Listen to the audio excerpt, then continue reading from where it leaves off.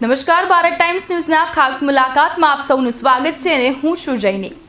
યુવતીઓમાં રાષ્ટ્રીય અને સાંસ્કૃતિક નિષ્ઠા જગાવી સામાજિક કુરિવાજો, દહેજ પ્રથા જેવા દૂષણો દૂર કરવા, શ્રેષ્ઠ પરંપરાઓનું નવેસરથી નિર્માણ કરવું, નારીના ગૌરવની રક્ષા માટે અનૈતિકતા, બળાત્કાર જેવી ઘટનાઓ બનતી અટકાવી જેવા અનેક કામો કરતું વીએચપી એટલે કે વિશ્વ હિન્દુ પરિષદ સૌ કોઈ તેમના કામોથી જાણકાર હશે।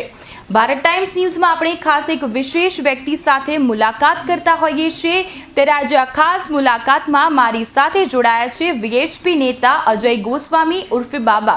તો સૌથી પહેલા તો ખાસ મુલાકાત કાર્યક્રમમાં આપનું સ્વાગત છે। જય શ્રી રામ। સૌથી પહેલા તો આપ જણાવશો આપના વિશે અને થોડુંક વીએચપી વિશે। વિશ્વ હિન્દુ પરિષદ શું છે?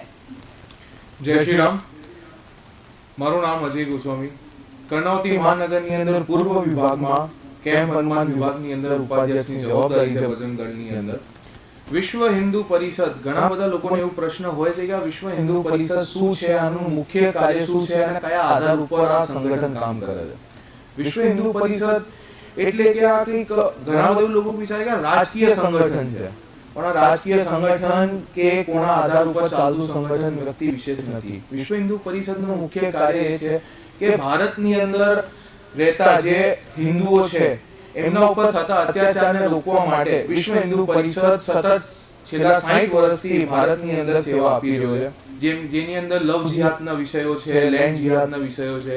એની અંદર આપણા ઘણા બધા હિન્દુઓ છે જે લવ જિહાદમાં એમની છોકરીઓ ફસાઈ જાય છે, પણ એ મા-બાપ બોલવાથી કે સમાજમાં એમની છોકરીનું કંઈક નામ ખરાબ થઈ જાય, એના બીકના કારણે ઘણા બધા મા-બાપ અમને બોલતા નથી। પછી એમને અમે સંપર્ક કરીએ, એમને વિશ્વાસ આપીએ। ઘણા બધા એવા વિષયો આજની તારીખની અંદર અમદાવાદની અંદર પણ હાલે અમે દરરોજ અમારી જોડે એવા ઘણા બધા વિષયો આવતા હોય છે કે આજે આ જગ્યા ઉપર આ કોલેજની અંદર લવ જિહાદનો કિસ્સો બન્યો, અહીંયાથી આ વિધર્મી છે ત્યાં હિન્દુ છોકરી લઈ ગયો, એમની મા-બાપની ઈચ્છા નથી, પછી એ લોકો લઈ ગયા, પછી એમનું કોઈક સન્માન નથી કરતા, એ લોકો એમને એમના પ્રમાણે જ્યાં સુધી એમને એમનાથી કંઈક મળતું હોય ત્યાં સુધી છોકરીઓ એમના જોડે રહે, આપણા હિન્દુ સમાજની। ત્યારબાદ એમને એ લોકો એમના પ્રેમ જાળમાં ફસાવીને એ લોકો એમના ધર્મમાં કન્વર્ટ કરે, માઇન્ડ વોશ કરીને ધર્મ કન્વર્ટ કરે। પછી એ લોકો એમના મા-બાપને છોકરીને એટલું ભણાઈ દે, એમને એટલું સ્માર્ટ કરી દે કે છોકરી એમના મા-બાપને છોડીને છોકરા જોડે આવવા માંગે। એના પછી 6 મહિના પછી 12 મહિના પછી એ છોકરો પોતે છોકરીના મા-બાપને ઘરે મૂકવા આવે કાં તો એને કાઢી દે। આવા ઘણા બધા ભારતની અંદર લાઈવ કિસ્સા છે અને ભારતની અંદર રેકોર્ડ પણ ઘણા બધા એવા છે, જેમ કે આપણી હિન્દુ છોકરીઓ કે એમાં લવ જિહાદમાં ફસાઈ જાય છે અને ત્યારબાદ એમના મા-બાપ ને આખો પરિવાર દુખી થાય છે। આવી દુઃખદ ઘટનાઓ જે પરિવારમાં ઘટે છે, હવે આ ઘટના સમાજમાં બહાર કાઢીએ ત્યારે એમને મા-બાપને બીક હોય કે સમાજમાં જઈશું ત્યારે અમારી છોકરી જોડે પછી લગ્ન કોણ કરશે, એવું ઘણી બધી વિષયો હોય। ત્યારે વિશ્વ હિન્દુ પરિષદ અને બજરંગ દળ આવા વિષયો માટે હિન્દુ સમાજની, હિન્દુ બહેન દીકરીની રક્ષા કરવા માટે સર્વપ્રથમ છે, હતો અને રહેશે। જી, જે પ્રમાણે તમે ચર્ચા કરી કે આવી ઘટનાઓ બનતી હોય છે, તો તમારા ધ્યાનમાં કોઈ એવી ઘટના કે એવું તમે શેર કરી શકો કે એવી ઘટના તમારી સાથે બની છે ખરી, તમે જેમાં ભાગ નિભાવ્યો હોય કે તમે એમને બચાવ્યા હોય? આજ સુધી મને ખ્યાલ છે કે ઘટના બધું મારી જોડે ઉદાહરણ તો બહુ બધા છે, કેમ કે લગભગ મારા પર્સનલ મેં લગભગ 50 ઉપર છોકરીઓ જે લવ જિહાદમાં ફસાઈ ગઈ હતી એમને હું ઘરે પાછો લઈને આવ્યો છું। એ મારા માટે બહુ સારી વાત છે અને ઘણી બધી અમે લોકો પ્રયાસ કરી છે, પણ એમાં અસફળ થયા છે, સફળ પણ થયા છે। જે લોકો આજની તારીખની અંદર આપણા સમાજની અંદર આ જે ઝેર ઘોળવાનું કામ કરે છે લવ જિહાદમાં, જે આ લોકો આપણી છોકરીઓને લઈ જાય, પછી આ લોકો ઘરે ગેરવર્તન કરે, છોકરીઓને પૈસા ઘરેથી પડાવવાનો પ્રયાસ કરે, જેમ કે આજે ગમે તે માણસ હોય એક વખત એ પ્રેમમાં આવીને પછી એનું હૃદય કાચું થઈ જાય, એ લોકો છે ને એ પ્રમાણે આમાં સમાજની અંદર જે નારી શક્તિ છે એ બહુ હૃદયની કાચી હોય, કેમ કે એ પોતે એક માં છે। એ જ્યારે છોકરાને જન્મતી હોય ને ત્યારે એમને ખ્યાલ છે કે કેટલું કષ્ટ કરીને અમે એક માં બને છે છોકરી, એની અંદર એ લોકો એ મમતાનો એ લોકો ઉપયોગ કરે છે કે છોકરીઓ હૃદયની કાચી હોય। અને હિન્દુ સમાજની અંદર આપણે લોકોને કોઈને મારવાનું નથી શીખવાડતા. બધાને સાથે ચાલીને બધાને ધર્મનું સન્માન કરીને રહેવાનું શીખવાડીએ છીએ. એટલે આવી વિચારધારા અમારી છે, એનો ઉપયોગ કરીને આપણી સમાજથી છોકરીઓ લઈ જાય છે. એના પછી એ લોકો એમનાથી ગેરવર્તન કરીને ઘરેથી દહેજ પ્રથાનું એ લોકો પૈસા માંગે. લગ્નમાં તો એ લોકો લગ્ન કરી લે, એના પછી આમ દેખાવ માટે મહિનો એ લોકો અરજી કરે, ઘણું બધું એ લોકો કરતા હોય. પણ એ લોકો ખાલી જ્યાં સુધી એ છોકરી એમના પાકી ઘરે ના આવી જાય. પછી છોકરી જ્યારે ઘરે આવી જાય તો એમને મળી જાય આખી કસ્ટડી એમની, કે હવે લગ્ન થઈ ગયા, બધું થઈ ગયું, ત્યાર પછી એ લોકો એ બધા છોકરીઓ હેરાન થવાની ચાલુ થાય અને બધા લવ જિહાદમાં ફસાયેલી છોકરીઓ છેલ્લે એમને તલાક આપીને પાછી એના મમ્મી પપ્પાને ઘરે આવે છે. આજની તારીખમાં ઘણા બધા એવા કિસ્સાઓ છે, ઘણી બધી એવા મા બાપને હું ઓળખું છું જે લોકો આજની તારીખની અંદર એટલા બધા હેરાન થઈને જ્યારે એમની છોકરી પાછી આવી ત્યારે એમને જે રડતા ફેસ જ્યારે હસી ગયા, અમને ખુશ થયા, ત્યારે અમને બહુ સારું લાગ્યું કે અમે હિન્દુ સમાજને ક્યાંક ને ક્યાંક બચાવવાનો પ્રયાસ જે કરી રહ્યા છે એમાં સફળ થઈ ગયા. જી, VHPમાં તમે કઈ રીતે જોડાઈ? એક યુવા નેતા તરીકે તમને VHPમાં જોડાવાની કેમ ઈચ્છા થઈ, કહેશો? વિશ્વ હિન્દુ પરિષદ અને બજરંગ દળનું નામ જ્યારે હું નાનો હતો, સ્કૂલમાં ભણતો હતો, ત્યારે એક વખત છે ને સંઘની પથ સંચલનની યાત્રા નીકળી હતી. ત્યાર પછી મેં વિચાર્યું કે આ લોકો આ યુનિફોર્મ પહેરીને કેમ ચાલે છે. પછી મને સંઘ વિશે ખબર પડી. એમાં સ્કૂલમાં ભણતો હતો ત્યારે ખબર પડી કે શાખા લાગે છે. પછી એમાં મેં જવાનું ચાલુ કર્યું. પછી હિન્દુ એટલે શું, એટલે ભારત એટલે શું, એમાં ઘણું બધું મને જાણવાનું મળ્યું. અને જે ભારતનો જે વાસ્તવિક ઇતિહાસ છે, જેનાથી હું વંચિત હતો, એ પણ મને જાણવાનું મળ્યું. એના પછી હું પ્રેરિત થઈને મારા મનમાં એવું થયું કે મારા જીવનમાં જ્યાં સુધી શ્વાસ છે ત્યાં સુધી હિન્દુ સમાજનું અને ભારતનું કામ સેવા કરતો રહીશ અને કરીશ. જી, અત્યાર સુધી VHPમાં રહીને તમે કયા કયા કાર્યો કર્યા છે? વિશ્વ હિન્દુ પરિષદના અંદર અમે લોકો જેમ કે જવાબદારી પ્રમાણે અમને કામ આવતા હોય, જેમ કે બજરંગ દળની જવાબદારી હોય, એ લોકો જેમ કે અત્યારે રામનવમી હોય, હનુમાન જન્મોત્સવ હોય, ઘણા બધા જે આપણા હિન્દુ તહેવારો હોય, જેમ કે છોકરીઓના જાગરણો આવતા હોય, ગૌરવના જાગરણ હોય, જયા પાર્વતીના જાગરણ હોય, એવા ઘણા બધા જાગરણ હોય. ત્યાં અમારે બજરંગ દળના કાર્યકર્તાઓ ત્યાં એ છોકરીઓના સન્માન માટે, ત્યાં એમના જોડે કોઈક ઘટના ના ઘટી જાય એના માટે બધા આપણા બજરંગ દળના કાર્યકર્તા 24/7 બધા કાર્યકર્તા લાગેલા હોય છે અને બધી પ્રકારની સેવાઓ માટે સમાજમાં એ લોકો 24 કલાક 108 ની જેમ બધા કાર્યકર્તા રેડી હોય છે અમારા. જી, એવું કહેવાય છે કે પુરુષો જ્યાં નથી પહોંચ્યા ને ત્યાં અત્યારે હાલ મહિલાઓ પહોંચી ચૂકી છે. મહિલા વિભાગ માટે તમારું વિશ્વ હિન્દુ પરિષદ શું કાર્ય કરે છે, શું કહેશો?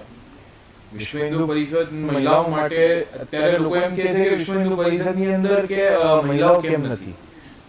લોકો ઘણા બધા એવા પ્રશ્નો કરતા હોય છે, પણ એમને હું જવાબ આપવા માંગુ છું કે અમારે માતૃશક્તિ કરીને અમારી આયામ છે વિશ્વ હિન્દુ પરિષદની, જે એ આયામો કેવલ મહિલાઓ માટે છે. એની અંદર સત્સંગ ચાલતા હોય, ઘરે બધા જે છોકરીઓ, જે આજુબાજુની છોકરીઓ હોય, જે નાની છોકરીઓ હોય, એમને જોડે ઘરે ભણવાનું કંઈક સેવા, જેમ કે એમને ઘણા બધા પરિવારમાં છોકરીઓ ભણે એવી વ્યવસ્થા નથી.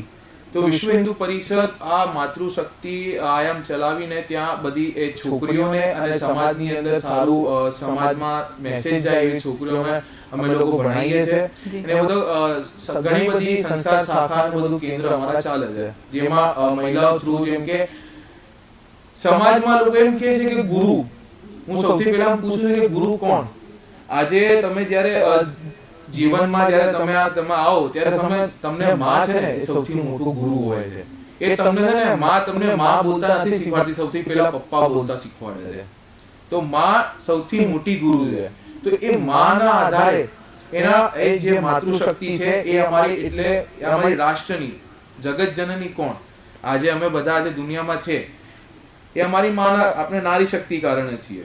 તો વિશ્વ હિન્દુ પરિષદ નારી શક્તિને પ્રોત્સાહન કરવા માટે આ દુર્ગા વાહિની છે, અલગ અલગ એવા ઘણા બધા સંગઠનો છે જેમાં જે મહિલાઓ પોતાના રૂપે સ્વૈચ્છિક રૂપે ચલાવે એવા સંગઠનને સપોર્ટ કરે છે. હા જી, અત્યાર સુધીમાં તમે જે કાર્યો કર્યા છે વિશ્વ હિન્દુ પરિષદમાં, તેમાંની કોઈ એવી ઘટના ખરી જે તમે અમારા દર્શક મિત્રો સાથે શેર કરી શકો? દર્શકો મિત્રો માટે સૌથી પહેલા છે ને 4 વર્ષ પહેલા જઈશ, જ્યારે 2020 ની 21 ની વાત છે. અમે લોકો જ્યારે રામ મંદિરનો ફાળો, અમારે કે સંગઠને રામ મંદિરનો ફાળો, જેમ કે લોકો કહે છે કે રામ મંદિર સરકારના પૈસે બન્યો, એ બધી ખોટી વાતો છે. આ તો બધી હિન્દુ સમાજને અને ભારતને બીજા રસ્તા ઉપર લઈ જવાની, ભડકાવવાની બધી વાતો છે. રામ મંદિર બન્યો છે એ કેવલ ને કેવલ સમાજના પૈસાના આધારે મંદિર બન્યો છે. એ કોઈ સરકારે પૈસા નથી આપ્યા, બધા લોકોએ મળીને પૈસા આપ્યા છે. અમે લોકો જ્યારે રામ મંદિરનો ફાળો ઉઘરાવવાનો પહેલો દિવસ હતો ત્યારે મારો પહેલો જ ડર હતો, એ ઘરનો દરવાજો એટલો જોરથી પછાડીને મને ત્યાંથી ભગાડ્યો કે નહીં આપવાના પૈસા. પછી એ જ ઘરમાંથી 5 મિનિટ પછી નાનો છોકરો આવ્યો અને એને મને 100 રૂપિયા ફાળાના આપ્યા અને એની મમ્મીને કીધું કે મમ્મી, આ વિશ્વ હિન્દુ પરિષદના કાર્યકર્તા છે જે અયોધ્યામાં રામ મંદિર બની રહ્યું છે ને એના માટે આયા છે. એટલે અમને એવું લાગ્યું કે આ સોશિયલ મીડિયા પણ ક્યાંક ને ક્યાંક સમાજને, કેમ કે છોકરાના હાથમાં મોબાઈલ હતો એટલે સોશિયલ મીડિયાના આધારે એ એટલો પરિપક્વ છે કે એને ખબર છે કે સમાજમાં શું ચાલી રહ્યું શું નથી ચાલી રહ્યું. જ્યારે એની મમ્મીને ખબર પડી ને ત્યારે એના હાથ જોડ્યા, પણ અમે કીધું કે બેન, આ તમારી ભૂલ નથી, તમને ખ્યાલ નથી. પણ એ છોકરાની લાગણી પ્રત્યે એમ લાગ્યું કે સમાજમાં ક્યાંક ને ક્યાંક આપણી જે હિન્દુ સમાજની જે વિચારધારા છે બદલાઈ રહી છે. એ જે ઘટના હતી એ દરવાજો બંધ કરવાની હતી, પણ અમે લોકો વિચાર કઈ વાંધો નહીં, રામ એમને સદબુદ્ધિ આપે, પણ અમે એમને નાનો છોકરો બની આવ્યા. જી, એટલે એવું કહી શકાય કે અત્યારે નાના બાળકોને બી ખબર છે કે વિશ્વ હિન્દુ પરિષદ શું છે ને તેના કાર્યકર્તાઓ શું કામ કરી રહ્યા છે.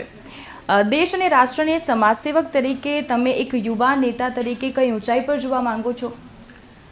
યુવા નેતા તરીકે તો નહીં, પણ એક રાષ્ટ્રનો જાગૃત નાગરિક તરીકે હું મારા ભારતને એટલી ઊંચાઈ ઉપર જોવા માંગુ છું. જેમ કે આપણે ખાલી વાતો કરીએ એમાં આટલું ઉપર જઈશું, આટલું ઉપર જઈશું, પણ ઉપર જવાના રસ્તા શું, આધાર શું, ઉપર જવાનું એટલે પૈસા તરીકે ઉપર જવાનું કે ડેવલપમેન્ટના ઉપર જવાનું, કયા તરીકે ઉપર જવાનું? આજે અમે લોકો જ્યારે બીજા કોઈ દેશને આપણે, જેમ કે મોટું એક્ઝામ્પલ લઈએ તો છે કે અમેરિકા છે, બ્રાઝિલ છે, મેક્સિકો છે, આપણે જ્યારે એવા બધા દેશને જોઈએ ને ત્યારે આપણે શું જોઈએ કે ત્યાં ક્રાઇમ રેટ બહુ વધારે છે, એના લોકો ક્રાઇમ રેટ બહુ વધારે છે. આપણે કોઈ પણ મોટા કન્ટ્રીને કે કન્ટ્રીને જોતા હોઈએ ને ત્યારે આમાં આપણે વિચારીએ છીએ. મારો દૃષ્ટિકોણ એવું છે કે જ્યારે મારા ભારતને કોઈ એમ જોઈએ ને એવું લાગુ છે કે રાત્રે 3 વાગે માણસ એકલો નીકળે ને તો એના ભારતમાં સેફટી છે. હું મારા ભારતને એટલું ઉપર જોવા માંગુ છું કે કોઈ પ્રશ્ન ના ઉઠાઈ શકે.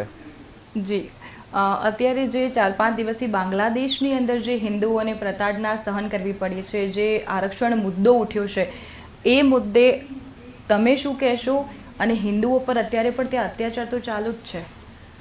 બાંગ્લાદેશની અંદર જે કટ્ટરપંથી વિચારધારાવાળા જે સંગઠનો જે કામ કરી રહ્યા છે, જેમ કે આપણે કહીએ ને તો ઇસ્લામિક જિહાદી જે વિચારધારા છે, એની અંદર બાંગ્લાદેશની અંદર હિન્દુ માઇનોરિટી છે, ભારતની અંદર મુસ્લિમ માઇનોરિટી છે. બંને આ બાજુ મુસ્લિમ છે અને બાંગ્લાદેશમાં હિન્દુ છે. પણ જ્યારે પણ કોઈ ભારતની અંદર ઘટના ઘટે ત્યારે ભારતના મુસ્લિમ બહુ સેફ ફીલ કરે છે, કેમ કે અહીંયાનો લોકતંત્ર બહુ મજબૂત છે જી, અને અહીંયા લોકો જેટલું વિશ્વાસ શાસન અને પ્રશાસન ઉપર કરે છે એનું એટલું વિશ્વાસ બહારના લોકો કદાચ નહીં કરતા હોય. બાંગ્લાદેશની અંદર જે હિન્દુ આજની તારીખની અંદર જેમના ઘરમાંથી બહાર કાઢવામાં આવી રહ્યા છે એ બધા અત્યારે ઘણા બધા એવા મારા મોબાઈલ ઉપર વિડીયો આવ્યા છે, એ લોકોને મારી વધારે નહીં કહી શકું કેમ કે ઘણા બધા એવા સેન્સર વાળા વિડીયો છે. એ બધા વિડીયો મને એવું થાય છે કે ત્યાંના જે હિન્દુ માઇનોરિટી છે એ ક્યાંક ને ક્યાંક દબાઈ રહી છે. જી, જ્યારે દબાવતા હોય, જ્યારે બધી કોઈક માણસ દબાવતું હોય ત્યારે બીજો માણસ એને મારવા આવે, એ ઉદાહરણ છે. જી, હિન્દુ સમાજ બાંગ્લાદેશની અંદર એમને સત્તા નથી મળતી કેમ કે ત્યાં જે બાંગ્લાદેશ છે મુસ્લિમ શાસક દેશ છે. આજની અંદર પાકિસ્તાનની અંદર તમે જો ભારતનું વિભાજન થયું, આમ કહેવા જઈએ કે ભારત આઝાદ થયું, પણ ક્યાંથી આઝાદ થયું? કોણે આઝાદ કરાયું? કોણે કબજો લીધો હતો? ભારતના જ બધા નાગરિક હતા. જ્યારે ભારતનું વિભાજન થયું ધર્મના આધારે કે ભાઈ પાકિસ્તાન બનશે ત્યારે મુસ્લિમ આ બાજુ, ભારત બનશે ત્યારે હિન્દુ આ બાજુ, 1947માં ધર્મના આધારે ભાગલા પડ્યા. એના પછી આ વેસ્ટ પાકિસ્તાન ને ઈસ્ટ પાકિસ્તાન બનાવવામાં આવ્યું. જ્યારે આ બાંગ્લાદેશ આઝાદ થયું પાકિસ્તાનથી, ત્યાર પછી એ ગતિવિધિ બંધ નથી રહી, એ ગતિવિધિ કન્ટિન્યુઅસ ત્યાં ચાલી રહી છે. એ લોકો આપણે કહીએ કે સ્લીપર સેલ્સ એ લોકો આટલા વર્ષોથી ધીરે ધીરે કામ કરતા હોય, એ લોકો બધા જોવે કે આ વિસ્તારમાં હિન્દુ આટલી જ સંખ્યામાં છે, આટલી સંખ્યામાં છે, આટલી સંખ્યામાં છે. તમે જો જ્યાં જે વિસ્તારની અંદર હિન્દુની વસ્તી ઓછી છે ત્યાં જ સૌથી વધારે હિન્દુ ત્યાં માર ખાયા છે, અને ત્યાંથી બધા જેટલા પણ જે વિડીયો આવી રહ્યા છે બધા એવા વિસ્તારમાંથી આવી રહ્યા છે. જી, યુવા નેતા તરીકે તમે અમારા દર્શક મિત્રોને અને જે બાંગ્લાદેશમાં અત્યારે ફસાયેલા હિન્દુઓ છે તેમને શું મેસેજ આપવા માંગો છો? બાંગ્લાદેશમાં ફસાયેલા હિન્દુઓ માટે મારું મેસેજ કે એવું બધું વિષય નથી, પણ બધાને હું એટલું જ કહેવા માંગુ છું કે તમે તમારી સંસ્કૃતિ અને તમારા ધર્મને જાળવી રાખો. એક દિવસ અમે લોકો સફળ થઈશું સમાજમાં. આપણું પણ જ્યારે આજની તારીખની અંદર ભારતમાં જેમ કે મુસ્લિમ સેફ છે, તો બાંગ્લાદેશમાં પણ હિન્દુ અમે સેફ કરીશું. કેમ કે અહીંયા ગમે તેવું મોહરમના તહેવાર હોય કે તાજિયા હોય, આરામથી એ લોકો નીકાળી શકે છે. હિન્દુ વિસ્તારની અંદર પણ આરામથી ગમે ત્યારે તાજિયા તમે જો કે મોહરમના તહેવારો જો, બધા આરામથી લોકો બધા સાથે મળીને રહે છે. પણ બાંગ્લાદેશની અંદર જ્યાં જે ઇસ્લામિક શાસક દેશ છે એની અંદર હિન્દુ અલ્પસંખ્યકના કારણે એમને ત્યાં બહુ માર પડી રહી છે, અને એ લોકો ત્યાંના શાસન અને પ્રશાસન દ્વારા એ લોકોને બહુ તકલીફ પડી રહી છે, અને અમે લોકો એમને સપોર્ટ કરવા માટે ઊભા છીએ. અને ગમે ત્યારે એમને સરકાર પણ એની અંદર લાઈન દોરી રહી છે. અમારા પણ વિશ્વ હિન્દુ પરિષદના અધ્યક્ષ અને અમારા બધા શ્રી અમિત શાહ આપણે હોમ મિનિસ્ટર એમને મળવા ગયા હતા, મુલાકાત લીધી છે, અને આશ્વાસન આપ્યું છે કે બાંગ્લાદેશની અંદર જે પીડિતો છે એમને અમે સમસ્યા વધારે નહીં પડવા દઈએ, અમે લોકો એમના સાથે છીએ. જી અજયજી, ધન્યવાદ. ખાસ મુલાકાતમાં આજે આપે ઘણી બધી ચર્ચાઓ કરી. વિશ્વ હિન્દુ પરિષદ શું કાર્ય કરી રહ્યું છે, આગામી શું કાર્ય કરશે, તે બદલ આપનો ખૂબ ખૂબ આભાર. જય શ્રી રામ. તો દર્શક મિત્રો, ખાસ મુલાકાતમાં આપણે આજે જે ચર્ચા કરી છે, ફરી મળીશું એક નવા જ વ્યક્તિ વિશેષ સાથે. ત્યાં સુધી મને રજા આપશો. નમસ્કાર.